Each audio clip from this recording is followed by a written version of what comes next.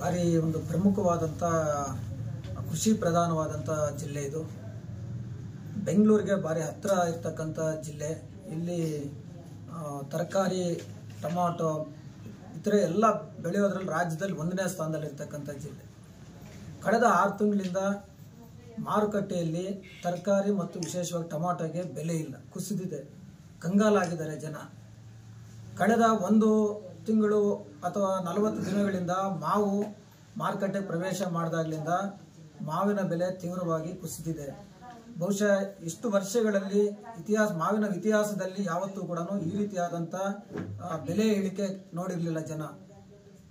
ಇದ್ರ ಜೊತೆಗೆ ಜಿಲ್ಲೆಯಲ್ಲಿ ಕೈಗಾರಿಕೆಗಳಿದ್ದಾವೆ. ಕೈಗಾರಿಕೆಗಳಲ್ಲಿ ಕೆಲಸ ಅಂದುಕೊಂಡಂತ ರೀತಿಯಲ್ಲಿ ಈ ಭಾಗದ ಜನಕ್ಕೆ ಸಿಗ್ತಾ ಇಲ್ಲ. ಸಿಕ್ಕಿರ್ತಕ್ಕಂಥ ಕೆಲಸಗಳಲ್ಲಿ ಸಾಕಷ್ಟು ಕಾರಣಗಳನ್ನೊಡ್ಡಿ ಅವರನ್ನ ಟರ್ಮಿನೇಟ್ ಮಾಡ್ತಕ್ಕಂಥದ್ದು, ವಜಾಗೊಳಿಸ್ತಕ್ಕಂಥದ್ದು ದೊಡ್ಡ ಪ್ರಮಾಣದಲ್ಲಿ ಆಗ್ತಾ ಇದೆ. ಕೋಲಾರ ಜಿಲ್ಲೆಗೆ ಹೆಮ್ಮೆ ಆಗಿದ್ದಂತಹ ಚಿನ್ನದ ಗಣಿ ಮುಚ್ಚಿ 20 ವರ್ಷಗಳಾಯಿತು.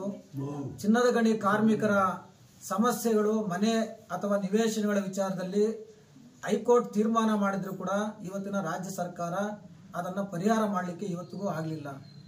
ಮತ್ತೊಂದು ಕಡೆ BML ಫ್ಯಾಕ್ಟರಿಯಲ್ಲಿ ಗುತ್ತಿಗೆ ಕಾರ್ಮಿಕರು ಅಹೋರಾತ್ರಿ ಕಳೆದ 6 ತಿಂಗಳಿಂದ 1-2 ತಿಂಗಳ ಕಾಲ ಹೋರಾಟ ಮಾಡಿದ್ರು. ಈ ತನಕ ಆ ಸಮಸ್ಯೆಗಳನ್ನ ಆಡಳಿತ ಮಂಡಳಿ ಅಥವಾ ಸರ್ಕಾರ ಅದನ್ನ ಇತ್ಯರ್ಥ ಮಾಡ್ಲಿಕ್ಕೆ ಸಾಧ್ಯ ಆಗಿಲ್ಲ. ಇಂಥ ಒಂದು ಅನೇಕ ರೀತಿಯಾದಂಥ ಸಮಸ್ಯೆಗಳು, ಸವಾಲುಗಳು ಇವತ್ತು ಕೋಲಾರ ಜಿಲ್ಲೆ ಮೇಲೆ ಇವತ್ತು ಬೀರಿದಾವೆ. ಇದ್ರ ಜೊತೆಗೆ ಇವತ್ತು ನಾವು ನೋಡ್ತಾ ಇದ್ದೀವಿ, ಒಂದು ಕಡೆ ವಿದ್ಯುತ್ತಿನ ಸಮಸ್ಯೆಗಳು ನಿರಂತರವಾಗಿ ಕಾಡ್ತಾ ಇದ್ದಾವೆ.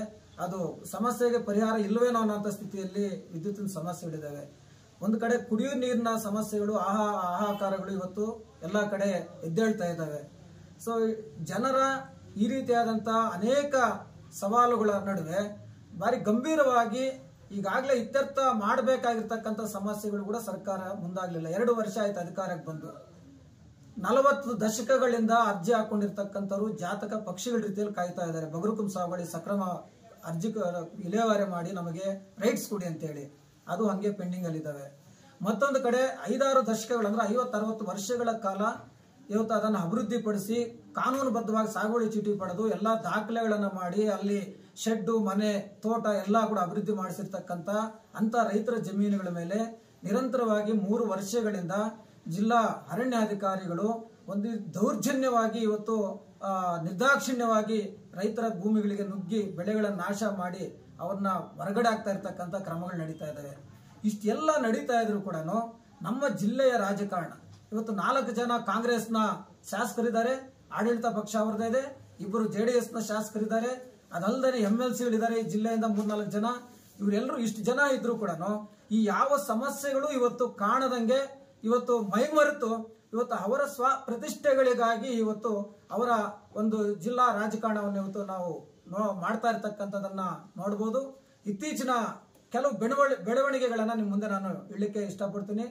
ಏನು ಜಿಲ್ಲಾ ಸಹಕಾರಿ ಬ್ಯಾಂಕ್ ಚುನಾವಣೆ ಅಥವಾ ಜಿಲ್ಲಾ ಹಾಲು ಒಕ್ಕೂಟದ ಚುನಾವಣೆಗಳಲ್ಲಿ ಇವತ್ತು ಯಾರೋ 2ನೇ ದರ್ಜೆ 3ನೇ ದರ್ಜೆಯ ಕಾರ್ಯಕರ್ತರು ಮುಂದಿನ ಭವಿಷ್ಯತ್ತಿನ ಇದಾಗಿ ಅಂತವರು ಸ್ಪರ್ಧೆ ಮಾಡಿ ಅಲ್ಲಿ ಚುನಾವಣೆಯಲ್ಲಿ ಆಯ್ಕೆ ಆಗಿ ಬರಬೇಕಾಗಿರ್ತಕ್ಕಂಥ ಸ್ಥಾನಗಳಿಗೆ ಇವತ್ತು ಕಾಂಗ್ರೆಸ್ನ ಭಿನ್ನಮತ ಅಥವಾ ಒಳಜಗಳ ಅಥವಾ ವೈಯಕ್ತಿಕ ಪ್ರತಿಷ್ಠೆಗಳಿಗಾಗಿ ಶಾಸಕರುಗಳೇ ಇವತ್ತು ಚುನಾವಣೆಯಲ್ಲಿ ಸ್ಪರ್ಧೆ ಮಾಡುವಂತದನ್ನ ಇವತ್ತು ನಾವು ನೋಡಿದೀವಿ. 2 ಇವುಗಳಲ್ಲಿ ಆ ರೀತಿಯಾದಂಥ ಒಂದು ಲಾಬಿಗಳನ್ನ ನಡೆಸಿಕೊಳ್ಳುವಂತ ಇದರಲ್ಲಿ ಇವತ್ತು ಇಲ್ಲಿನ ವಿಶೇಷವಾಗಿ ಈ ಕಾಂಗ್ರೆಸ್ನ ಆಡಳಿತಾರೂಢ ಪಕ್ಷದ ಜನವಿರೋಧಿ ನೀತಿಗಳನ್ನ ಇವತ್ತು ಪ್ರಶ್ನೆ ಮಾಡಬೇಕಾಗಿದ್ದಂಥವ್ರು, ಆ ವಿಚಾರಗಳ ಮೇಲೆ ರಾಜಕಾರಣ ಮಾಡಬೇಕಾಗಿರ್ತಕ್ಕಂಥವರು ಆ ಭಿನ್ನಮತವನ್ನ ಬಳಸಿಕೊಂಡು ಅವರನ್ನ ಬೆಂಬಲಿಸ್ತಾ ಇವತ್ತು ಇನ್ನೊಂದು ಬಣವನ್ನ ಸೋಲಿಸ್ಲಿಕ್ಕೆ ಅಥವಾ ಇವ್ರನ್ನ ಸೋಲಿಸ್ಲಿಕ್ಕೆ ಈ ರೀತಿಯಲ್ಲಿ ಇಡೀ ಇವತ್ತು ಜಿಲ್ಲೆಯ ರಾಜಕಾರಣ ಇವತ್ತು ಜಿಲ್ಲೆಯ ನಿಜವಾದಂತಹ ಮೂಲಭೂತ ಸಮಸ್ಯೆಗಳನ್ನ ಮರೆತು ಜನರ ಸಮಸ್ಯೆಗಳಿಗೆ ಸ್ಪಂದಿಸುವುದನ್ನು ಮರೆತು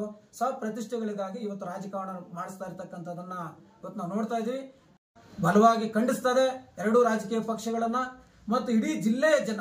ಈ ರೀತಿ ಜಿಲ್ಲೆಯ ಜನರ ಸಮಸ್ಯೆಗಳು ಇಷ್ಟೆಲ್ಲ ಗಂಭೀರವಾಗಿದ್ರು ಕೂಡ ಈ ಸಮಸ್ಯೆಗಳಿಗೆ ಗಮನ ಕೊಡದೇ ಇರತಕ್ಕಂತ ಈ ಆಡಳಿತಾರೂಢ ಮತ್ತು ವಿರೋಧ ಪಕ್ಷವಾಗಿ ಪ್ರಶ್ನೆ ಮಾಡಬೇಕಾಗಿದ್ದಂತ ಈ 2 ಪಕ್ಷಗಳ ನಾಯಕರುಗಳಿಗೆ ಚೀಮಾರಿ ಆಗ್ಬೇಕು ಸಾಮಾನ್ಯ ಜನ ಅಂತ ಹೇಳಿ ಇವತ್ತು ನಾವು ಸಾಮಾನ್ಯ ಜನರಲ್ಲಿ ಇವತ್ತು ಮನವಿ ಮಾಡ್ತಾ ಇದೀವಿ. ಹಾಗೇನೆ ಇವತ್ತು ಕೇಂದ್ರ ಮತ್ತು ರಾಜ್ಯ ಸರ್ಕಾರಗಳ 2 ಸರ್ಕಾರಗಳ